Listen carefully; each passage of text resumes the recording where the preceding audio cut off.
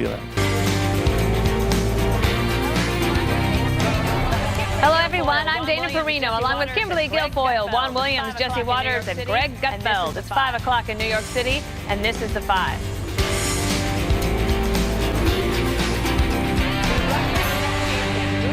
The Russia investigation moving into a new phase today. The first indictments announced in the special counsel's probe, and more could come. President Trump's former campaign chair, Paul Manafort, and one of his aides, Rick Gates, pleaded not guilty earlier in federal court on charges including money laundering and conspiracy against the U.S. The indictment makes no mention of President Trump, collusion, or the campaign. However, we also learned another campaign advisor, George Papadopoulos, pleaded guilty earlier this month to lying to the FBI about his contacts with Russians. The president's response to the news, quote, sorry, but this is years ago, before Paul Manafort was part of the Trump campaign. But why aren't crooked Hillary and the Dems the focus? Also, there is no collusion. The White House following up with this. Has nothing to do with the president. Today's announcement has nothing to do with the president, has nothing to do with the president's campaign or campaign activity. The real collusion scandal, as we've said several times before, has everything to do with the Clinton campaign, Fusion GPS, and Russia. There are no activities or official capacity in which the Trump campaign was engaged in any of these activities. Most of them took place well before the campaign ever even existed. Can you just explain what George Papadopoulos' role with the campaign was? It was extremely limited. It was a volunteer position. And again, no activity was ever done in an official capacity on behalf of the campaign. Greg, you've been following this closely all day? Very closely. I mean, so Paul Manafort, we're finding out, was involved in shady dealings prior to the election. And other breaking news, Kevin Spacey's gay. I know, it's all mind-blowing. Everybody knew, everybody knows, and you can look at it two ways. No evidence of Russian collusion or no evidence of Russian collusion yet. That's all you got. That's nothing else.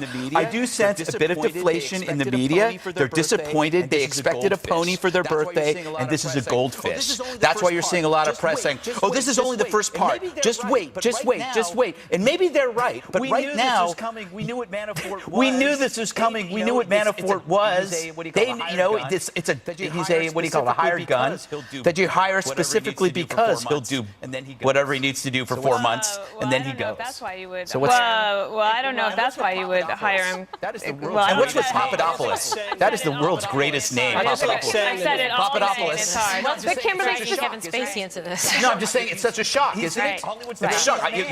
He's the Hollywood's ladies' man.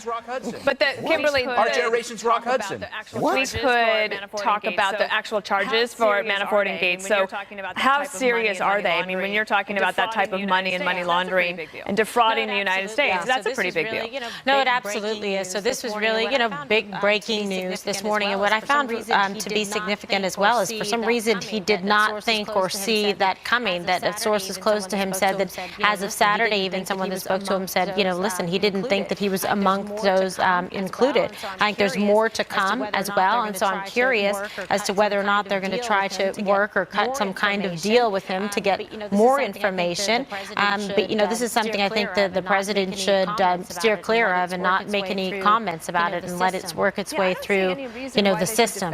Yeah, I don't see any reason why they should defend Manafort. And not that they really did today, but why would you defend the guy? But then basically, if you're talking about draining the swamp, that's the kind of swamp creature you're talking about. Somebody who's willing to break the law, work for a hostile foreign government, and then launder the money so that they didn't have to pay taxes on it. Just a delegate counter, only there for a few months. I don't even remember his name. Is it Paul? Is it John? Doesn't matter. My mom calls me first thing in the morning and says, Jesse, Paul Manafort conspiring against America, passes the phone to my dad. My dad says Manafort's going to rat out Trump. Everything's going to die. Now, my mom just texted me. She says, Papadopoulos is the Gordon Liddy of the pack. How is your history? Do you even know Gordon Liddy? So I think the left is really upset that it wasn't. And they can't wait till the Watergate thing spirals out of control. I think it's easy to indict someone, as you know, especially if you have a grand jury in D.C. Indicting a Republican is not that hard. It's much harder to convict. He's innocent until proven guilty. If anything, he's guilty of liking the finer things in life. Apparently, he spent $12 million on Beverly Hills shopping sprees and Benzes and Range Rovers and housekeeping and racked up a bunch of pricey real estate. I was reading, I want to sound like Dana Perino. Got all that. I was reading the National Review this morning, and Andrew McCarthy, his article was excellent, and he said none of these charges are a slam dunk. None of them. He might have been overcharged in order to squeeze him. And what did he basically do? He was lobbying for the government of Ukraine and then concealed some proceeds from it. On the surface, it doesn't seem like that bad, but if you believe all the conspiracy theories, once he's looking at hard times, this guy does not look like he wants to spend a day in prison. He looks like he likes the soft things in life. Who can blame him? No, he likes like plush upholstery, and he's got a $20,000 a month housekeeper. There's no way this guy is going to spend a day in jail. He will start making things up to spend time outside prison. So you can't be cool with hiding money so you don't have to pay your taxes. Absolutely not. No, listen, if this guy's guilty of financial shenanigans, he should be charged. It goes back to 2012, and they have a trail. Exactly, but like you said earlier, it predates him joining the Trump campaign. Trump was not mentioned once in the indictment. There was no collusion here. There was nothing about hacking the election here. I think the real issue is Papadopoulos. I just like saying the name Papadopoulos. But Papadopoulos, what he did, Hillary did 10 times worse. Hillary was the one that paid millions of dollars to dig up Russian dirt, to collude and to influence an election and possibly an investigation. Papadopoulos is just some 30-year-old overly ambitious guy that tried to dig up dirt, failed. Remember Brian Fallon, Hillary's spokesperson, said getting opposition research dirt from foreigners is a good thing, and then tried to set up a meeting between Trump and Putin. That got killed by the Trump campaign. So maybe he's cooperating now. There are some emails going back and forth. The White House provided the investigators with those emails, but now I'm hearing something like he may have been wearing a wire, which I think scares everybody in this one. And Juan, let's get your take on this. Papadopoulos was arrested the day after the Manafort home raid that we learned about in July. Right. So Papadopoulos is probably the most serious of the issues today in terms of looking forward, if you want to look forward. But let's stop for a second before I get there and just talk about Manafort, because Manafort has an interesting history that I think is pretty well known. Manafort worked in Reagan's campaign, then in '80 starts his own lobbying firm with Charlie Black and Roger Stone, another Trump intimate, and then goes off afterwards, and he's representing some absolutely reprehensible people around the world. I mean, so the question becomes, and I think this is one issue you raised earlier, Dana, why would Donald Trump hire Paul Manafort? I mean, it's a real question. Because, well, but I mean, it's not like you say, wow, who are you bringing in the tent to represent you at this point? But that's been known for a while. I mean, that was actually, and that was brought up at the time. But Manafort and his deputy, Rick Gates, who also pleaded not guilty today, they were able to get the convention delegates to vote. That was after he brings them back to bring together the votes. But I would imagine that's why you hire them, because they know that he thought he could do that job. No, but what I'm saying to you is we can hire lots of effective people who will employ all sorts of means in order to get what they want, but you don't bring them in if you're running for president and you realize this could have tremendous negative implications for you and for your reputation down the line. But to get back to Papadopoulos, I think that what we now understand is, and I think this is, to me, the most intriguing part, he says he has a meeting with a professor over in London, and the professor says to him, oh, you know what, Russia has a batch of emails on Hillary Clinton, batch of dirt, right? And then we learn, Roger Stone is saying, oh yeah, more is coming. And then, guess what? More does come in terms of the hacked emails from John Podesta and the Clinton campaign. So the question is, at that point, I don't follow. you don't follow what? No. Text How your you mom. got from Text your hacking mom, she'll Hillary's tell you. emails to the meeting? How he got from the emails? The professor who has contacts with Russia, in fact, that's the reason Papadopoulos was meeting with him. The professor says to him, we've got a batch of emails from the Clinton campaign. And then what you get is people like Roger Stone advertising, we've got lots to come. And the suggestion there would be that somehow it was communicated inside the Trump campaign that Russia was in fact working. And then there's another way to look at it, Greg, which is to say that they were blowing the kid off, a kid, he's 30 years old, and he's responsible for his actions, but that he's overzealous, and they're like, please, would you just, like, please go away, like, we need a look, this is not going to be a high-level thing, and I don't know if that's what's going to happen, and he pleaded guilty, so I guess he's... Enough of the professor. Where is Marianne? Where is she in all this racket? I don't know. You know, I do think that the Manafort scandal, what you're seeing now is, I guess, when you look at it, a problem that you hope to have because it means you won. It's like they hire this guy and they go, well, he's actually a pretty dark character. But if we win, we'll deal with it then. And I think that's and remember, they let him go pretty quick because they had him. They used him for one. He was a specialist. Yeah. The thing is, I mean, he was charged with conspiracy against the U.S. and that's defined as an effort to defraud the U.S. Right? Have you ever paid your dog babysitter in cash? That's defrauding. Not paying taxes. Not paying taxes. You know what? That's not me not paying it. It's Jasper. Jasper under said bus. You know what defrauding the U.S. is? Kneeling during the national So we've gone anthem. from blaming Clinton to blaming Perino. Excellent. I am transitioning. I like to see how this is going. There was one other development today that sort of flew under the radar, and it happened around 1 o'clock today. Tony Podesta, the big Democratic power lobbying guy, who we found out about 2 weeks ago was at least being spoken to by the investigators on Mueller's team. He steps down from his very prestigious lobbying firm today. What do you think that means? I think it's significant. I think there's something in the wind, shall we say. And so he's probably getting word and is probably getting prepared to kind of preempt if something could come down against him. But it makes sense if you look at the factual web of characters and associations here that's been unveiled over the last couple of weeks. I think that's a name we'll hear more about tomorrow and by the end of the week. Well, he was a subcontractor, basically. He's probably company A or company B if you read the indictment. There's more people coming into focus on this that are going to be indicted. And he actually worked for Uranium One. Correct. He got paid $200,000 to lobby on Uranium One's behalf. We all know Uranium One was behind the dossier. So I think this is, Working with Manafort? I think anybody who thinks that this is, the end of the deal, no, this is like early in the game. And basically this is about Mueller trying to put pressure, just as he succeeded with Papadopoulos, now he's putting pressure on Manafort to flip on potentially the Trump campaign. He wants to know whatever he can learn about Trump, about the Trump organization's dealing. All of that now is in play. But all he this can't stuff do that on occurred his own. before He needs Trump. to, he has to take it to the grand jury, right? Let me just, excuse me just a second. It occurred before Trump, but the idea is that Manafort is locked into Russia, the Ukrainians, and that's why the Russians would have come to him and he would have gone to the Russians. So I guess what you're saying is, okay, all this bad stuff happened before Donald Trump, so maybe Trump's flaw was a less than stellar background check. We've all been there, including MSNBC. We have more to come on this, so we're not going to let it go. All right, we have more to come on this, so we're not going to let it go. Much more to come on the big Russia probe developments today. Where will Mueller's investigation go next? Stay right there. That stuff.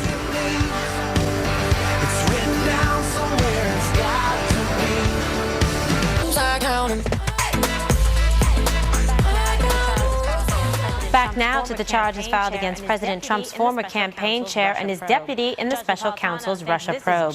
Judge Napolitano thinks this is just the beginning of much more to come. This is the first of many dominoes to fall.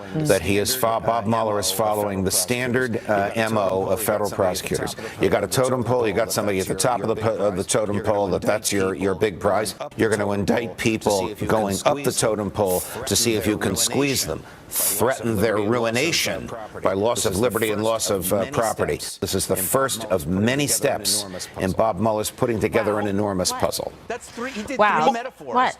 That's three. He did three metaphors. He did dominoes, totem pole, and then a puzzle. That's very confusing, Judge. Are we sure he's a judge? I'm pretty sure. Okay, skipping Greg. Okay, Dana, puzzle boy. Dana, so when you hear the judge say that, he says it's a part of a puzzle, much more to come. This is what we were talking about in the last block, to say that I think this is just scratching the surface. This is what he started kicking it off with, and then they're going to use, and this is what I did as a prosecutor, you get these people, and then from them you pull threads, and they try to... Or you roll it up like a toothpaste tube, right? This is like metaphor hell. Threads and toothpaste. Everything. I could totally follow everything that was going on. Of course, exactly. I think one thing that might have been a little bit of a surprise today is that Rick Gates gets brought up again, because people sort of forgot about him.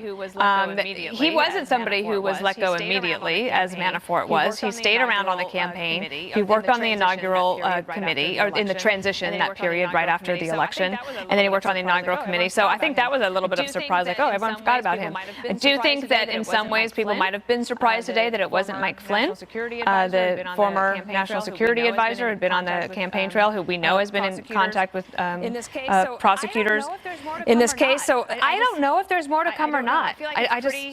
I don't know. I feel like it's pretty locked up. This guy, Papadopoulos, got arrested in July, and we don't hear about it until today. I mean, that's a pretty tight operation, I think. So when you hear them talk about, Jesse, so when you hear them talk about, there's more to come, etc. I mean, do you think, you were mentioning in the last block that you really think perhaps they're going to try to use, Manafort to get him to roll on as somebody closer, etc., to President Trump's inner circle? I think you have to assume that there is major international conspiracy and collusion between Trump and Russia to buy into the premise that he's just squeezing Manafort in order to get the big fish. Right. What if there is no criminality with Russia? Right. So you're squeezing Manafort for Well, that's what Peter King was saying, that he's been present and privy for some of the actual testimony of people coming in, like Trump's lawyer, and nothing so far that he's heard, he said, suggests or ties in anything to collusion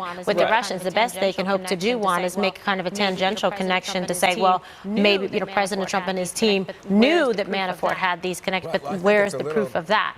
Right. Well, I think it's a little different is the way I would view it, Kimberly, because I think, one, remember, Manafort was at that meeting in 2016 that was arranged by Donald Trump Jr., and so Manafort is at that meeting, Jared Kushner's at that meeting. With the Russian PR And then we learned last week that the woman who was there, in fact, had notes that had been coordinated with the Russian government. So she's at this meeting. She says, oh, I've got nothing to, oh, turns out she does have some connection to the Russian government. And then you have Manafort, who took notes at this meeting. And guess who has these notes, who recovered the notes? I don't know if he recovered them when he busted into the guy's house, but he has Manafort's notes from that meeting. So he's going to want to know from Manafort, what happened at that meeting? And secondly, was there follow-up to it? So that then leads, and this is, how you were thinking, you were saying, well, there's no direct tie. But if they know that, in fact, the Russians are taking certain steps, then they are going to take maybe coordinated, it's not necessarily collusion by your definition, but by mine it would be, hey, these two are working together. Okay, so one point to what Juan is speaking to, and Jesse, I get you to respond to it. Now, if you look at the specific language in the indictment, there's 13 wire transfers, and when you do financial crimes cases like this, you follow the money, you go back, and what it appears to me is that Mueller is really trying to stretch the timeline by showing these series of 13 wires from 2012 to 2014 to show that it is actually in sort of the nexus of that time frame of the connection and a relationship with President Trump and the campaign, etc. So trying to move it down here to then where he starts working, for delegates, etc. To me, that's what I see that he's trying to do, to rope it in. Does the timeline stretch as far as 2016? Because what I read, it went to 2006 to 2014. 2014, 100%, and then it says at least until 2016. So that is an attempt, because you can say, like, for example, say I'm going to plead a case out, I'm going to charge a defendant, and what do we always say? We say on or about the, December 12th. So it could be 11th, it could be the 13th, and that's how you cover it. You put it sort of in the... Yeah, I mean, it's hard to speculate. And it seems like you know what you're talking about. Just to it looks like it's Juan's point, too, you're talking about the Russian lawyer at the meeting at Trump Tower. Now, she's been tied to Fusion GPS as well. So if you do pull the thread, and we come back to having Mueller investigate Fusion GPS, and we talk about Podesta, not the brother, the actual campaign chair, saying to the Senate that he had no idea who paid for this, that seems like a lie, and it also seems like paying for Russian dirt to influence election. So, and if his brother falls as well, you could have the same thing that happened with James Comey. Where in the minute the Democrats, they love James Comey, impeachable, man of integrity. And then what happens in October? He turns things around, and then they start crushing Comey again. The same thing could happen once the Democrats fall. They're going to start impeaching the integrity of Mueller. How's Fantasy Island working for you? It's great. I don't need any suntan lotion. I got a nice tan. I'm changing my name. Tell the producers to shut up. I think you just did. All right. I'm changing my name to Gutfeldopoulos. You will address me. So from now on, you will address me as Gutfeldopoulos. Look, what do they have Manafort on? They got him on money laundering, which is essentially passing off illegal funds as legit profits from a business. How different is that than hair and makeup? Seriously, they take something awful and they make it beautiful. That's all it is. Hillary Clinton has investigators of her own to worry about, and what a surprise. She's blaming us again for her mess. Next.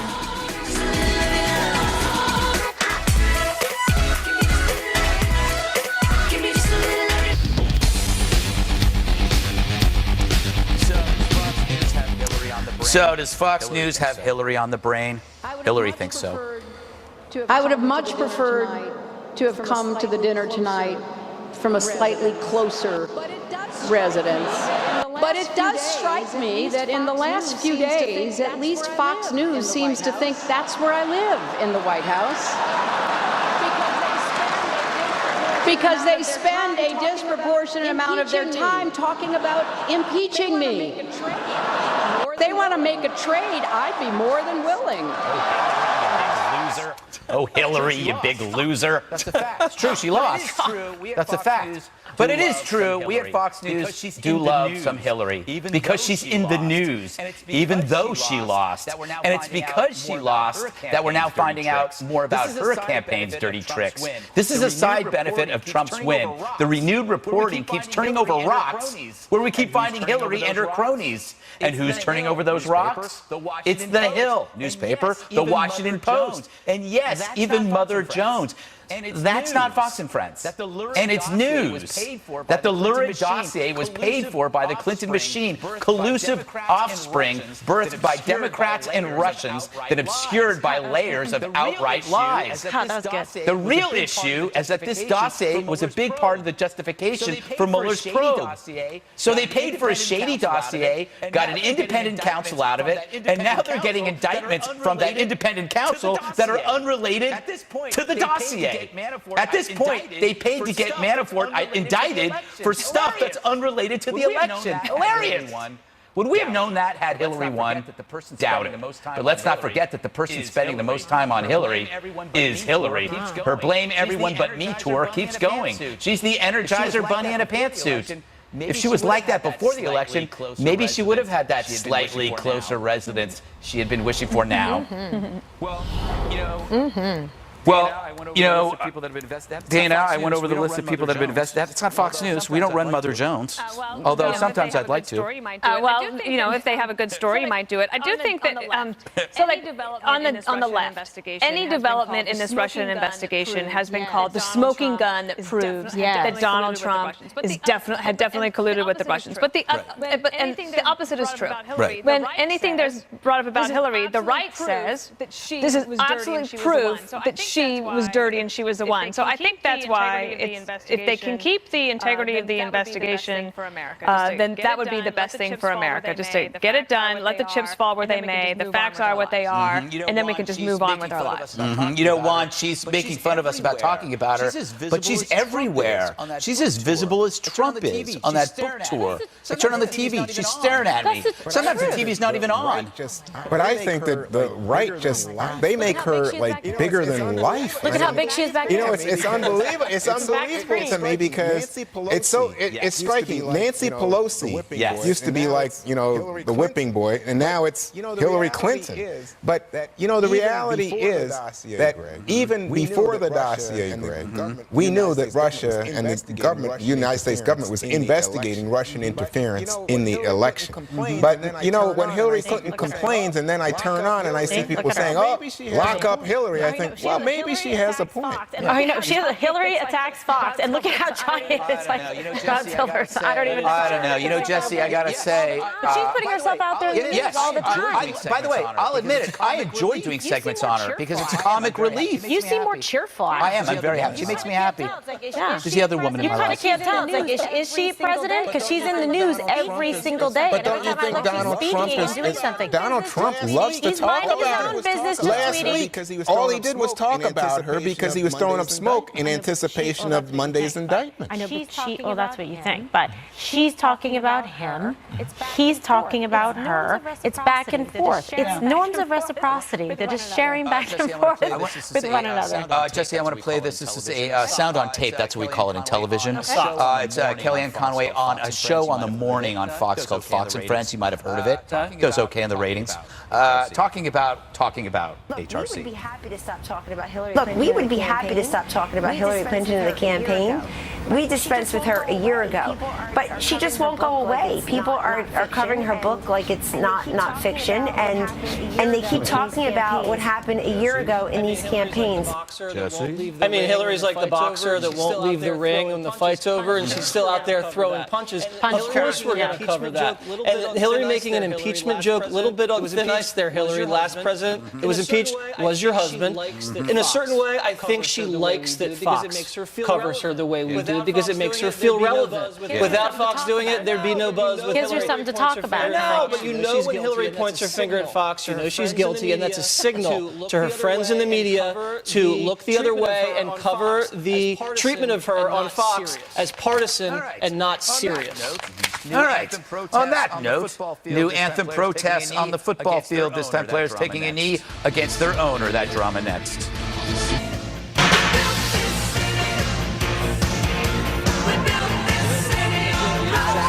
An overwhelming majority of Texan players took a knee yesterday, but not to protest social injustice. They were demonstrating against comments made by the team's owner, Bob McNair, quoted saying, quote, "We can't have the inmates running the prison," at the NFL's owners' meeting last week. He's since apologized. Not a great analogy, Juan. I can see why many of the players are upset by that. How do you feel? Well, I mean, you know, there's a subtext to this whole thing, which is race. And so initially, when Colin Kaepernick started this was about how the police deal with especially poor black men and the high number of incidents of black men being killed. Now, it then went to another level this season with Trump bringing in all these things, including saying, oh, these owners are just afraid of the players. Like, oh, it's a bunch of white guys afraid of a bunch of black. What is this? I don't know. But now, when McNair is quoted in the ESPN, the magazine, is saying, you can't have the inmates as if, oh, black men, you know, prisoners, the stereotypes. I mean, it was insulting. And so now it's gone. I mean, this thing continues to spiral. And now you have the players saying, hey, you know what? The owner knows that we, not only are we playing hard and playing our hearts out, we put our bodies on the line for his team every week. And this is what he thinks of us? It's just a shame, Kimberly, that the politics now has destroyed football. It's every week. And they're kneeling for everything now. I'm not saying what he said was right, but at the same time, week after week after week, people are taking a knee. I think it's just becomes such a distraction. So now instead of like getting the score, what you do is you get the kneel. Who kneeled, who didn't, who stood, and I'm like, okay, let's do that. All right, I got it, but let's move on and actually focus on the sport and what they were paid to do and intended. I just think it's just gone on too long right now, and there is another venue where they should be addressing those concerns. On the Neil Cavuto show, you can kneel on Neil. Yes, it's actually perfectly appropriate. That's right. Gutfeld, how do you feel about this? My take is, you know, he feels they're kneeling. It's gotten to a point where no one cares anymore. Well, you know what? I want to focus on the actual idiom. Remember the empty barrel was construed as racist? Can't say that. Yeah, you can't, but it's not racist at all. We know that it's not racist. The correct phrase that the owner was looking for, the inmates are running the asylum. This idiom has been used forever, and we've talked about it. It's been used on Washington. It's been used. It's used in high school. Oh my God, the idiots are running the asylum. It's an old phrase. He changed it when he said prison, and what happened is that was a mistake. We should have used the correct idiom. However, you could argue that if you see that as racist, you're the racist for assuming inmates means blacks. That's and he if he meant that, he wouldn't have said it because he knew it would have been suicide. So he said. So when you say, he said the inmates are running the prison, he says that all these players are like prisoners because they're black. No, he was trying to use an idiom and he used it clumsily, which leads to my bigger point here. Who's getting in the most trouble over these things, over language? Older people. Older people who do not know that the world has changed. So every person that comes I know a few people like that, but they don't know. And it's like he's saying, oh, the inmates are running the prison. And they go, that's racist. And you get the guy's going, I wasn't being racist. I was just saying, and everybody uses that. And it's like, well, no, you can't say that. They say inmates are running the asylum. Yeah, inmates are running the asylum. He screwed it up. But he didn't screw. If you actually thought he was trying to be racist, you're seeing that. I agree with that. Well, I think that when he tried to then further clarify, he says that he was talking about how there's been making strategic decisions affecting our league without adequate input from ownership over the past few years. Right. So I think that's what he was trying to say. You use idioms because it helps facilitate conversation because everybody knows what you mean. But if you don't say it. But if you are clumsy, you say the wrong word. Or if a generation doesn't know. Young people under 30, maybe they've never heard that one before. I think we've heard it before, but I think you also remember what Donald Trump said. Donald Trump said you can't have the owners operating in such a way that would indicate they're afraid of the players. And again, the owners are white and Trump supporters. The players are black. I don't know who they support or not, but you can make all sorts of assumptions. But clearly, Trump has been using this to divide people left and right. What if you don't see race? Yeah, what if it was white players, Juan, that were kneeling and the white ownership didn't play? But what if it was predominantly white players? Well, then you'd have a different situation. Okay, but do we, Juan? But do we have a different situation? Yes, we do. Wouldn't the owners still not want the players to kneel regardless if they're white or black? I don't know. Regardless of color. The owners wouldn't want a white player, a black player kneeling at all. The objection is the knee, not the skin color. Excuse me, I think we politicize football. I go to football, and I can tell you about the shows of the jets flying over and the big flags. Patriotism.